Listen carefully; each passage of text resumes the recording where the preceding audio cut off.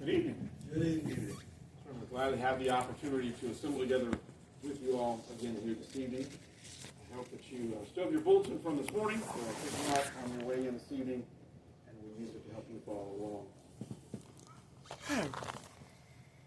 As you clearly could tell from the song selections, we're going to be looking at a song or a sermon about God of the mountains. If you've been reading along with us through the Old Testament as a part of our daily reading, you should have read recently 1 Kings chapter 20, and that is the passage that we're going to be focused on here this evening. In this passage, God once again demonstrated for his people that he has great power over what happens both on the mountains, but also down in the valleys. So as we look at this chapter here, the first thing that we're going to take note of is sort of the series of events that leads up to the passage that Brandon read for us. And what we're going to notice, first of all, is that this was a time period full of political upheaval for God's people and even in the surrounding areas as well. A lot of change in this time period. If you have been reading along through the scheduled readings on the little red and blue card, as we have been doing at home, Michael said to me the other day, man, all these kings, it's hard to keep them all straight. There's so many kings because you've got kings of the north, kings of the south, plus sometimes mentioned kings of some of the other nations, and it just gets all a little confusing to keep them all straight, and it gets worse when sometimes there's multiple kings with the same name. That really gets complicated as well.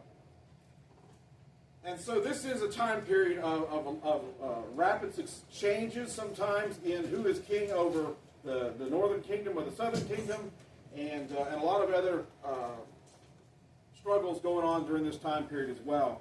Because at this time period, we are long after the relatively cohesive reigns of David and Solomon, and have really come to a time period where God's people are in a difficult spot because of sin primarily. You know, in the time period of David and Solomon, for the most part, now that obviously we have to caveat that a little bit, but for the most part, things were pretty good for God's people. They were following his law, they were prospering in the land that he had given to them, but now in this time period here where we get to 1 Kings chapter 20, that's long gone. The days of David and Solomon are long over, and now the people of Israel and Judah are dealing with a lot of not good things, right? And so, as we said, this is an unstable time period politically for God's people, and especially in their relationship with the nations around them. Because, of course, after Solomon's death, the kingdom of Israel was divided, north and south. The tribe of Judah essentially becomes its own nation, and then the rest of the tribes to the north maintain the name Israel. And they are, of course, they quickly go off into idolatry, and it's a big mess up there in the north. And that is really kind of the part of the kingdom that we're focused on in this chapter, is that northern kingdom of God's people, the people of Israel there in the north. And so they're divided politically, God's people are, between the northern kingdom and the southern kingdom, but they're also divided religiously. Because as we said, the northern kingdom immediately went away into idolatry as soon as they separated from Judah. Their first king, Jeroboam, set up an entire system of false worship to prevent the people from going back to Jerusalem and worshiping God at the temple, because he was afraid, well, if they go back to Jerusalem, they'll remember, oh, well, we're really just one people. Why are we divided in two? And he thought, well, once they come to that conclusion, they'll just kill me, and I won't, be alive anymore, and I won't be king anymore. And, of course, he didn't want that. And so he set up this competing system of worship with shrines and priests and feast days and everything to compete with the true worship of God down in Jerusalem. And so from that point forward, they were off into idolatry, never really to return. None of the kings that they had were ever very good as far as striving to lead the people in a godly way. And the king who's king now, in chapter 20, is possibly one of the worst ones they ever had. Keep your finger in chapter 20. We'll certainly be back there. But turn a couple pages back to chapter 16, where we read about this man who I'm talking about becoming king and some things that God has to say about his way of life and his religious beliefs and so forth. So we're going to look at a passage towards the end of 1 Kings chapter 20. I'm sorry, 16, 1 Kings chapter 16. Read with me, if you would, verses 30 through 33. Ahab, the son of Omri, did evil in the sight of the Lord more than all who were before him. It came about, as though it had been a trivial thing for him to walk in the sins of Jeroboam, the son of Nebat, that he married Jezebel, daughter of Ethbaal, king of the Sidonians, and went to serve Baal and worshipped him. So he erected an altar for Baal in the house of Baal, which he had built in Samaria. Ahab also made the Asherah. Thus Ahab did more to provoke the Lord God of Israel than all the kings of Israel who were before him. So most of the time throughout the book of Kings and whatnot, when we're talking about one of the kings of Israel, God will compare that guy to the king, the first one we talked about, Jeroboam, there it is, and usually say, well, he was pretty bad, but he wasn't as bad as old Jeroboam. Ahab was so bad that he says he was worse than Jeroboam. And that's hard to do, okay? And that's precisely the problem here, is we've got this man leading the people of God in an ungodly way. He's leading them as far away from God as he can possibly get, because he is encouraging and sponsoring the worship of a false god, Baal. And one of the reasons that he's doing that is he had married Jezebel, who was the daughter of the king of Sidon. And if you remember, Tyre and Sidon, the cities up to the north, the Phoenician cities, they were not Israelites.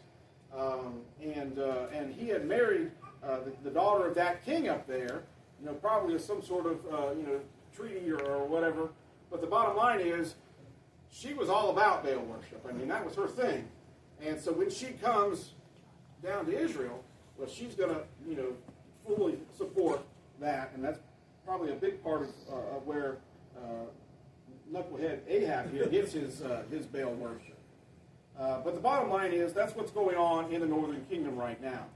And so what we're seeing is the northern kingdom of Israel is under the reign of King Ahab, who is married to wicked Queen Jezebel. She's the daughter of the king of Sidon, and they are both greatly encouraging the worship of false idols, and in particular, the worship of Baal. And then also, they are very actively working against what God is trying to do through the prophet Elijah. And if you remember, chapter 18 is here in the book of 1 Kings, is where God shows himself to be far superior to Baal through the contest on Mount Carmel that Elijah leads in there. So you should remember that chapter where he called down fire from heaven, and God did it, even though the prophets of Baal had been crying out to their God for hours and nothing had happened. As soon as Elijah prays, God shows his power. So the bottom line here is, throughout this entire time period, the nations of Israel and Judah also are having kind of a tempestuous relationship with each other. Sometimes they're allies against one of the neighboring nations, and sometimes they're enemies, with one or the other of them having made an alliance with one of the other nations around them. And one of those other nations that is oftentimes playing a pretty significant role in this time period is the neighboring nation of Syria. Some translations use that term. Other translations will use the term Aram or Arameans. And so either one that you see there, it's talking about the same group of people. Again, these are people that live north of the nation of Israel. The city of Damascus would have been their capital, and we read about that in the Bible from time to time. But that is the nation that is a big part of our passage here in chapter 20. And so what we find then, as we see the relationship between Judah and Israel, and especially when you add in their neighbor, the Syrians, it's very complicated. Under David and Solomon, the nation of Syria was sort of subjugated and were under the control of the people of Israel. But now the nation is split. They are each weaker than they were when they were together.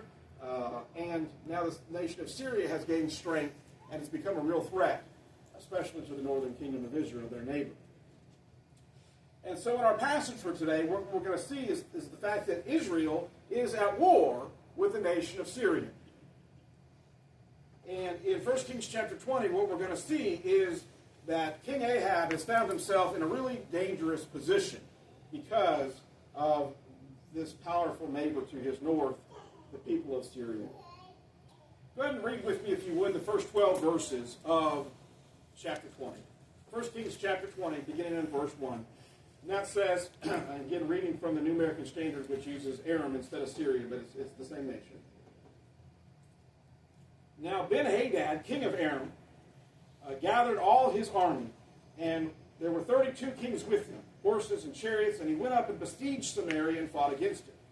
Then he sent messengers to the king, to the city, to King Ahab of Israel, and said to him, Thus says Ben-Hadad, Your silver and your gold are mine, your most beautiful wives and your children are also mine. The king of Israel replied, It is according to your word, O my lord. O king, I am yours and all that I have. Then the messengers returned and said, Thus says Ben-Hadad, Surely I sent to you, saying, You shall give me your silver and your gold and your wives and your children.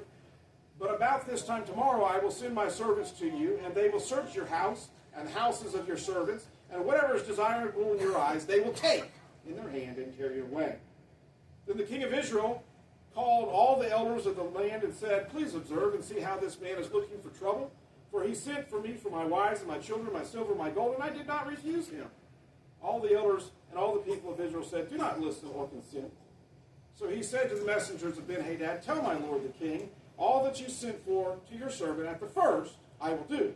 But this thing I cannot do. And the messengers departed and brought him word again. Ben-Hadad sent to him and said, May the gods do so to me, and more also, if the dust of Samaria will suffice for handfuls, for all the people who follow him. Then the king of Israel replied, Tell him, Let not him who girds on his armor boast like him who takes it off. Then Ben-Hadad heard this message as he was drinking with the kings in the temporary shelters. And he said to his servants, Station yourselves. So they stationed themselves against the city. All right, so the point here is, you see Ben-Hadad, the king of the nation of Syria to Israel's north, has come down. He has besieged or surrounded the city of Samaria, the capital of the northern kingdom of Israel. And he's basically saying, do what I say or we'll just murder you. And so what does he say? Well, he comes against him with a very large army. Talks about 32 other leaders and all of their horses and chariots, and they're surrounding the city. And he sends him this message, and he says, Give me all your gold, all your silver, and all of your wives and children. Well, that's a pretty high price to pay, isn't it? And it's quite a demand. For him to say, not only do I want your money, but give me your family too. You know. But what do we see? Well, as you read in verse 4, the king basically says, okay. Right? Ahab realizes he's in a real pickle here. There's not much he can do. So he just says, okay, I'll give you all the gold and silver, and I'll even give you my wives and children.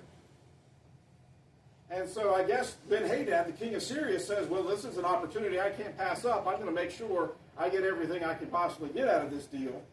And so he sends back a second set of demands, insisting that his servants be permitted to go throughout all the king's house and all the houses of all his servants and essentially take anything and everything that they want. Well, if the first one was a bad deal for Israel, this one's worse, right? Because all of the wealthy people, they would have been stripped of their wealth. All of the people would have lost a great deal of their possessions. And it probably basically would have been essentially an economic disaster for the entire nation.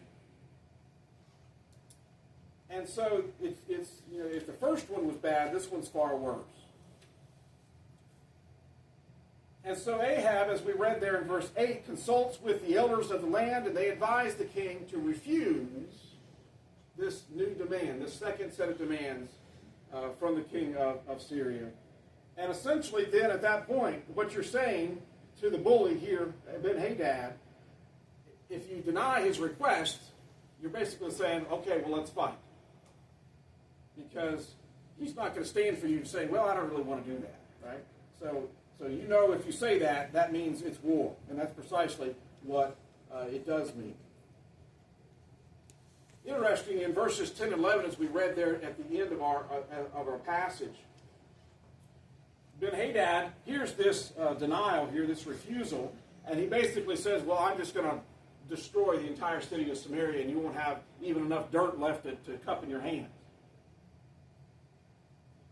And Ahab, who 5 minutes ago was cowering and saying, whatever you say is fine with me, now says, oh yeah, that's a lot of big talk for somebody, right? So it's a sort of a weird chain of events here, right? He says to him in verse 11, let not him who girds on his armor boast like him who takes it off, right? So he's saying, you're claiming you're going to wipe me off the face of the mat. That's a lot of big talk for someone who hasn't done anything yet, right? You're just putting your armor on. You haven't finished the battle yet, and yet you're talking like it's already over, like you've already won. So it's an interesting chain of events here, where 5 minutes ago he was saying, I'll do whatever you want, and now he's saying, put up your dukes, basically. I'm not scared of you, Billy, which is sort of an odd chain of events here, but I think the line there is hilarious, and I love it about the armor there. But anyway, moving on. So what we see then here is that Israel, the city of Samaria, is completely surrounded by a vast army, and they should easily really be defeated in this occasion by this vastly superior force. But what we see is, after all these things, is that's when God decides to make his entrance into this story. Look at the beginning of the next passage here. Look at verse 13. It says, now behold, a prophet approached King Ahab, king of Israel, and said, thus says the Lord, have you seen all this great multitude? Behold, I will deliver them into your hand today, and you shall know that I am the Lord. And so what is he saying? God has sent a message to Ahab through this prophet. What is he saying? He's saying, I'm going to give you victory over this great army that is surrounding you. Right? Again, they're in a really tough spot. They're being besieged. They can't call out for help from any allies. They've got to take this one on by themselves. And they really shouldn't be able to win. But God says, I'm going to give you victory. I'm going to make it possible for you to win. And, that doesn't surprise us, right? Because we've seen this story play out in the Bible, in the Old Testament on a number of occasions, right? Going all the way back to Gideon and his 300 men against the 180,000 Amalekites or whatever it was, right? And so this battle here, though they are certainly outnumbered, is not should not surprise us that God is saying, I can give you victory, because he's done it countless times before. But the question is wicked King Ahab, this Baal-worshipping knucklehead, is he going to trust God's promise? Is he going to believe him or not? But that's the whole point, right? That's what God is trying to do. He's going to give them victory so that, as he says at the end of that 13th verse, so that you shall know that I am the Lord. He's giving them an opportunity to believe in him, reason to believe in him by giving him this victory. And so what we're seeing here is God is making this promise. And so the question is, well, why would God do this for Israel, right? Here we are, several kings deep into the northern kingdom now, and there ain't been a one of them that's led the people to God. They've all been terrible. They've all worshipped false idols. They've all encouraged the people to leave God behind and to worship pagan idols. And, at some point you'd think, well, God's just done with them, and he's just going to give up on them. But he doesn't yet, at least.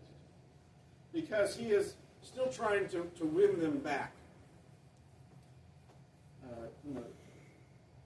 As we said, he's been pleading with them through the work of Elijah, We talked about chapter 18, where he had that great victory over the prophets of Baal. And so God is still working really hard to try to win back his people Israel, who have gone so far astray that you'd think at some point he's just going to give up on them, but he hasn't yet. And so in this passage in verses 14 and 15, Ahab essentially asks, well, how, God? How are you going to give us this victory? And God gives him some instructions. Ahab, shockingly, follows those instructions, and they win the battle. Verses 20 and 21 tell us that the Israelites win this great victory over the Syrians, just as God had promised. God had promised that they were going to win this victory, and that's precisely what takes place. God gave the people of Israel victory over the Syrians, even though they hadn't been following God for generations at this point. But this is when the story gets interesting.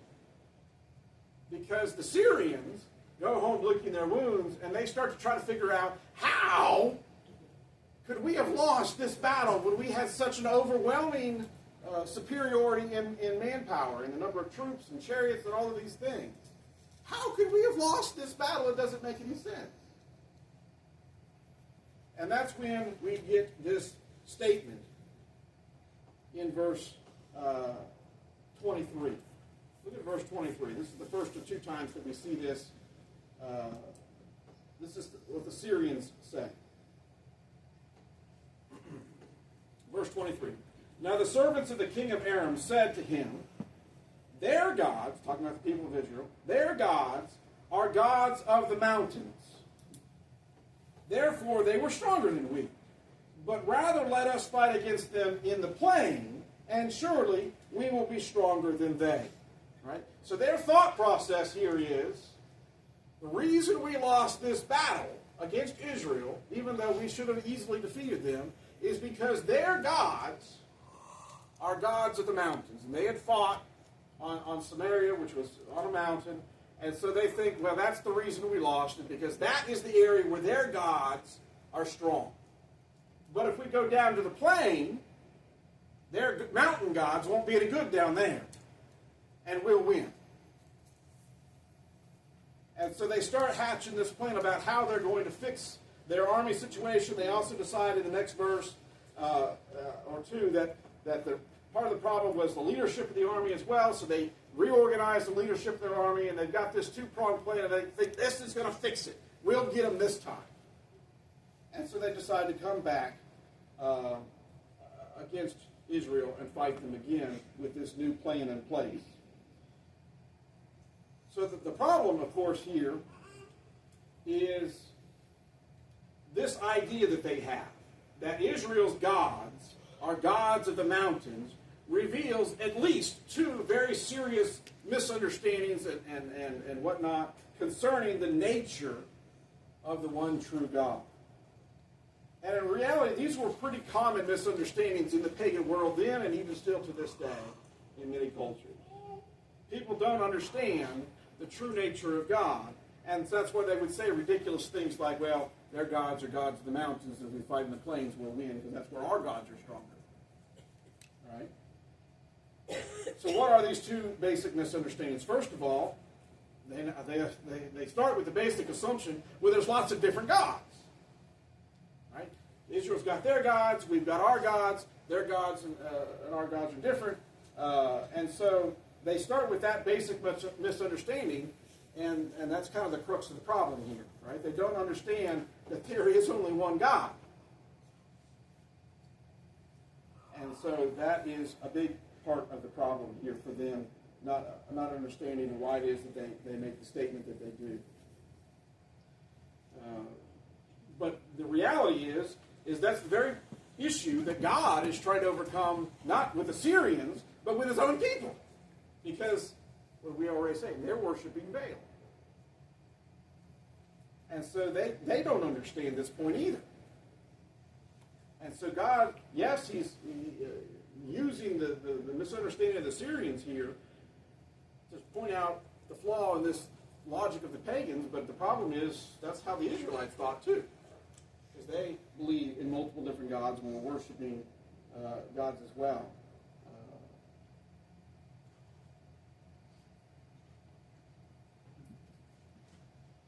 what we saw back in chapter 16, where we were reading about Ahab and Jezebel setting up an altar and a shrine for Baal, we also read about Asherah. Asherah was sort of like the female counterpart to Baal. Both of these were often thought of as sort of fertility deities. The people worshiped them in hopes that their crops and their families and their animals would be fertile and prosperous and grow. And so, if you're going to have a fertility god, you've got to have a fertility goddess for them to make more little fertility goddesses and gods, right? That's the way their brain worked. That's the way they fashioned their religion.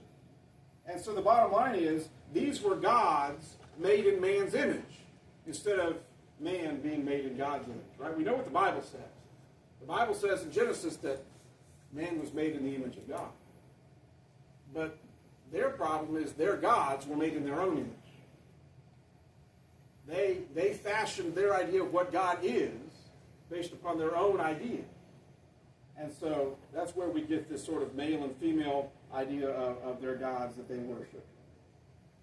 The second issue that comes to light in this passage here in verse 23, where they're talking about the nature of the God or gods of Israel, the second issue is that they had this idea that Israel's God was somehow limited in his scope, in his power, in his ability.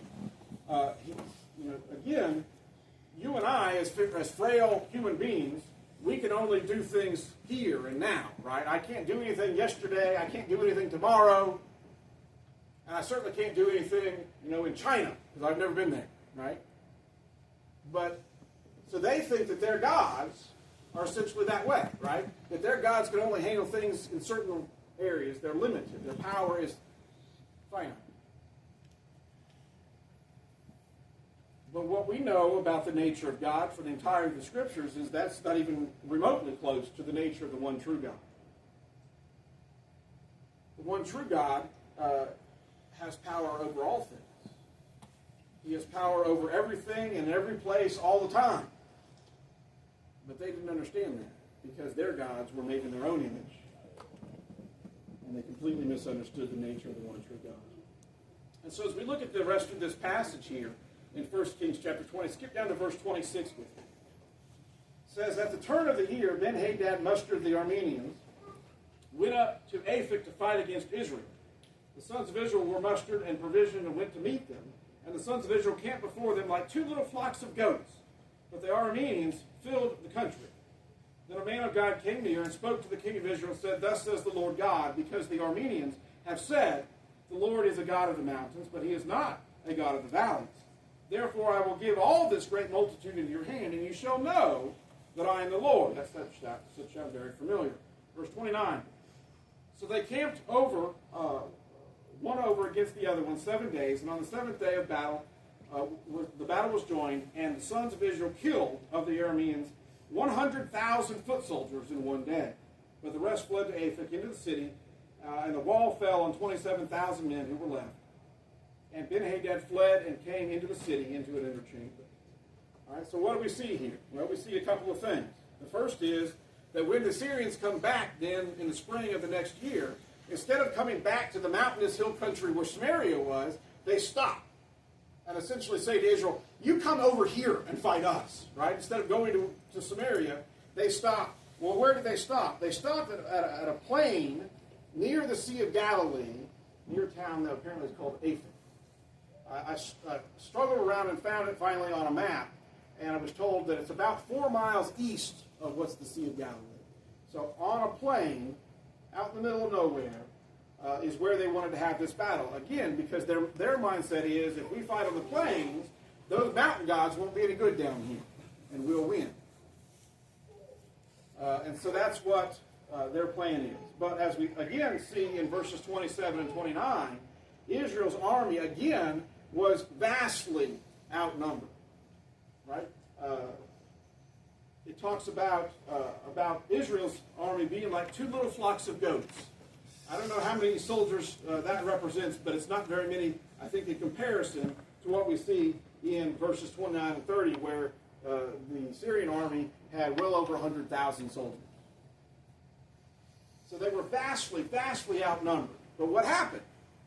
Well, as the prophet said, God has promised to give you victory because they have said about me that I have no power down here in Galilee.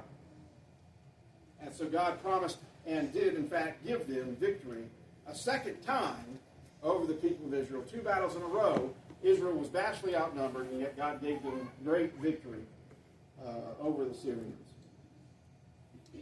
And so it's powerful here to see how God gives King Ahab and the people of the northern kingdom of Israel this opportunity to learn to trust him and to be rewarded for that trust by this improbable victory.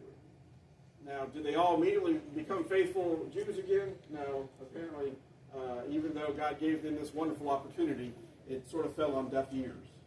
They should have, but they apparently did not truly come to believe in God.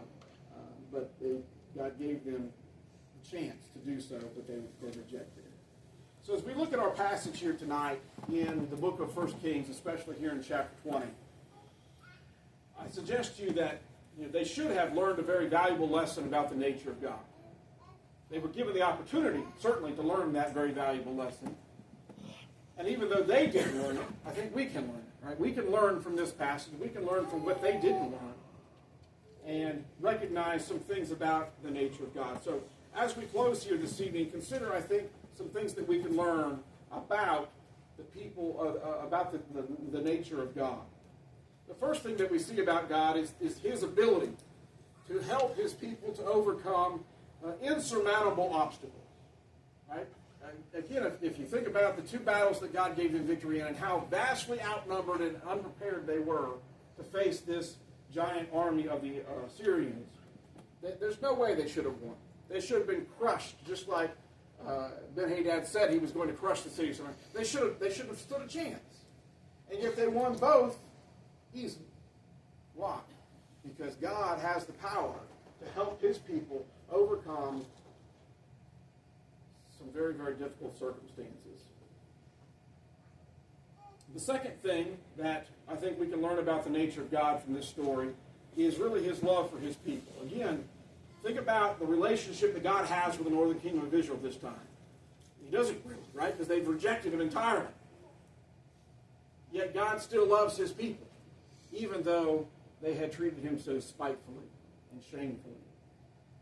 They had rejected him, they had turned to worshiping idols, and yet God still cared about them so much that he was willing to come down and offer them yet another opportunity to learn to trust him again. Unfortunately, they rejected that, but it's not for lack of trying. Right? God hadn't given up on them. He sent Elijah the prophet to them. He sent this other prophet who's in our chapter here, who's come to the king twice and let him know what God is doing for him so that he couldn't possibly say, well, I won this battle because of my military genius or my whatever, right? No. He was told, God is going to give you this victory. It's not you. God's doing it. And so we see then the way that God cares for his people enough to continue to give us opportunities to learn to trust him, even when we make mistakes, even when we turn away. God is still waiting and hoping for us to return to him because he loves us so much. You know, in spite of all the sinfulness of the people of Israel, God stood waiting, calling them home, sending them prophets, and showing them his power and his love over and over and over again so that they don't have an excuse, right? They're not going to be able to stand before God on Judgment Day and say, well, we didn't know. Right? God showed them. He gave them every opportunity. They just simply rejected those opportunities. Finally, for us here this evening, the third lesson I suggest to you that we can learn from this passage about the nature of God as we strive to worship him today is the simple fact that God is God. He's God over all things, in all places, all the time. He is all-powerful. His power and his wisdom are limitless, without bound. There is no place or no situation or no time in your life where God isn't God, where he can't help you, where he doesn't have the power to aid you and help you get yourself out of whatever mess you've gotten yourself into. Because he is God Almighty. And so as we look at this chapter here in 1 Kings chapter 20, we see the nature of God on full display. It teaches us about who he is, and it helps us to remember that he has both the desire and the power to care for us, to help us, to protect us, to guide us, and to give us the promises that he has made to us. Maybe there's one here this evening who needs to respond to Lord's invitation, put Christ on in baptism, that you can have a relationship with God where you can trust him and receive from him all the many benefits and blessings that he has in store for his people. Maybe you're already a Christian, but you realize that you've not been faithful. If there's something that we can do to help you, won't you please come as we stand?